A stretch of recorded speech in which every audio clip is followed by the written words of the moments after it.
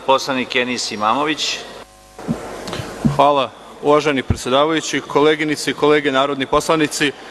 Moje današnje pitanje zapravo je vezano za jučerašnji dan i navršavanje 22 godine od otmice, mučenja i ubistva 16 Bošnjaka iz Sjeverina, 16 civila, 16 građana Republike Srbije otetih, mučenih i ubijenih samo zato što su bili Bošnjaci i zato što su nosili bošnjačka imena. Danas smo započeli tu 23. godinu nakon tog zvjerskog čina, a država Srbije još uvijek nije rasvijetlila ko je nalogodavac i ko su svi izvršioci ovog zločina. Država takođe nije obezbijedila dostojanstvenu reparaciju porodicama žrtava. Ono što je porodicama ponuđeno je omalovažavanje žrtava, vrijeđa ljudsko dostojanstvo i vrijeđa čitav bošnjački narod. Potpuno rasvetljavanje svih slučajeva organizovanog državnog terora prema Bošnjacima u Sandžaku je nešto što je naša civilizacijska i ljudska obaveza, a kažnjavanje počinioca i sprečavanje ponavljanja je dug prema budućim generacijama. Zato vas danas podsećam i na poslaničko pitanje koje sam postavio 15. jula. U njemu sam između ostalog tražio da se pronađu i saopšte imena lica koja su u Valjevu izvikivala fašističke i prijeteće parole oj Pazaru, Novi Vukovaru i oj Sjenice, Nova Srebrenice. Uputili smo konkretno pitanje Ministarstvu pravde, Ministarstvu unutrašnjih poslova i Republičkom javnom tužilaštvu. Tražili smo imena, a od 15. jula čekamo i još uvijek nemamo konačan odgovor na to pitanje. Izostanak reakcije je zapravo ohrabrenje svima koji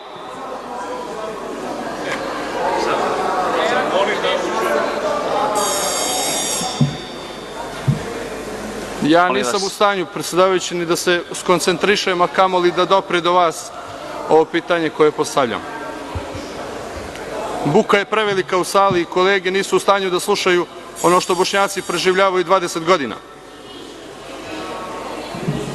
Dakle, izostanak reakcije je zapravo ohrabrenje svima onima koji imaju takve ideje da nesmetano ih sprovedu u delo, zato što neće dobiti nikakvu kaznu za to.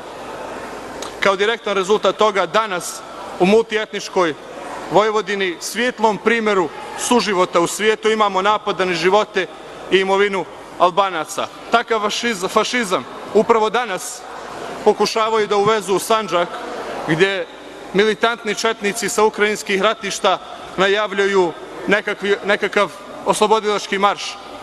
Umesto da se dovedu fabrike, umesto da se otvore obećana radna mjesta, u Sandžak se uvoze četnici, psi rata, koji otvoreno laju i reže na Sandžak i Bošnjake. I to sve samo 3 dana. Molim vas. I to sve samo 3 dana. Molim vas, gospodine Imamović. Molim vas.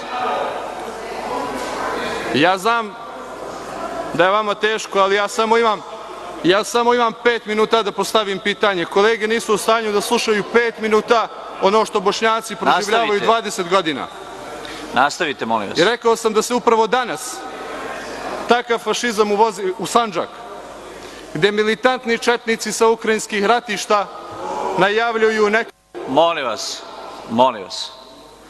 Ja vas molim da u ovom visokom domu ne koristite takve reči, takve rečenice ko što ste tako, jer ipak izazivate negodovanje većine narodnih poslanika. Ja vas molim, nastavite, ali da pokušate da privede kraju postavljanje pitanja. Izvolite.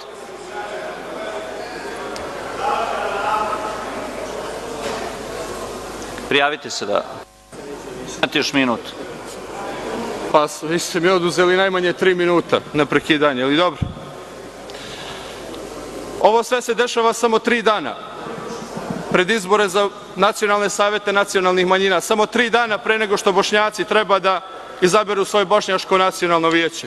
Ovo je objektivna opasnost za Bošnjake u Srbiji. Mi nismo čuli nikoga iz vlade, čak ni ministra i njegove poslanike iz Sandžaka da se usportive i dignu svoj glas protiv ovoga.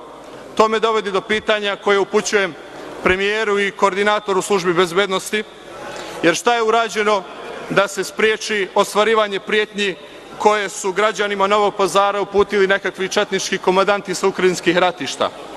Drugo pitanje tiče se rešavanja slučaja 16 ubijenih Bošnjaka u Sjeverinu kod Priboja. Ko su nalogodavci i ko su počinioci tog zločina? Želim da podsjetim da je upravo premijer na svojoj konferenciji za novinare 25. septembra ove godine, usred kampanje za izbore nacionalnih saveta, prijeteći Bošnjacima u Sandžaku, podsetio ih da danas Bošnjaci žive kao manjina u tim opštinama u Sandžaku. Jedna od tih opština je Priboj. Onaj Priboj odakle su 16 otetih i ubijenih mučenih Bošnjaka. Druga od tih opština je Prijepolje. Ona opština gde su 18 ubijenih i otetih Bošnjaka. Reč ima narodna poslanica Olgica Batić.